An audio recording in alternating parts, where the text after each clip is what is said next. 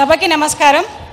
మన ముఖ్యమంత్రి గారికి ధన్యవాదాలు. మా ఆత్మీయుల సమ్మేళనకు మా మహిళలతోని మాట్లాడడానికి ఇక్కడికి విచ్చేసినందుకు మా మహిళలందరూ చాలా అదృష్టవంతులు సార్. మిమ్మల్ని ఇంత దగ్గర నుంచి చూడడం అంటే కూడా అసలు మాకు ఈ అవకాశం వస్తుందని కూడా మేము అనుకోలేదు.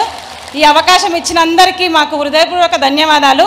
నా పేరు శ్రీదేవి సార్, వికారాబాద్ జిల్లా కులక్చర్ల మండల్ పీరన్పల్లి నాది. నేను చిన్న సంఘంలో 2006లో జాయిన్ అయ్యాను సార్. అక్కడ సంఘాల మొత్తము అప్పులు తీసుకొని ఎదుగుతుంటే వాళ్ళని చూసి నేను ఎందుకు ఎదగలేను, ఎలాగో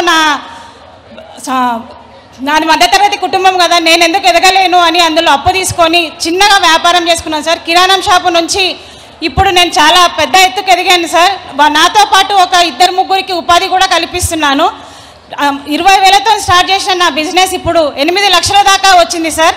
అది నేను ఇప్పుడు కులక్చర్లో కూడా నేను వెళ్ళి వాళ్ళకి ఆర్డర్లు తీసుకోవడం మానేసి వాళ్ళే ఇప్పుడు నాకు ఫోన్లు చేసి ఆర్డర్లు చెప్తున్నారు సార్, మీరు ఇది తెచ్చేయండి అది తెచ్చేయండి అని.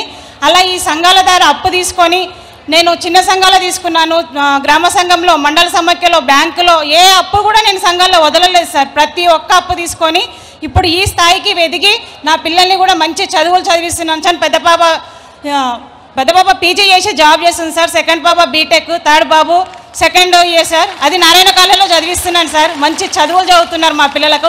ఆస్తులు అయితే ఏం సంపాదించలేదు సార్, కాకపోతే మా పిల్లలకు మంచి చదువులు మాత్రం ఇస్తున్నాను సార్. ఇది నా ఎదగడం సార్. నేను శ్రీ రామలింగేశ్వర సిరిధాన్యాల రైతు ఉత్పత్తుల సంస్థ చైర్పర్సన్ని సార్.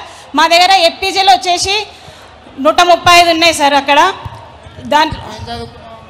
సార్ నా మ్యారేజ్ కానప్పుడు 10th చదివినా సార్. మ్యారేజ్ అయినాక మా ఆయన డిగ్రీ దాకా చదివించిండు సార్. అవునా? అవును సార్. ఏం పేరమ్మా మీ ఆయన పేరు? రమేష్ సార్. రమేష్. అవును సార్. మంచోడమ్మా, పెళ్ళైనాక కూడా భార్యను చదివించిండు సార్.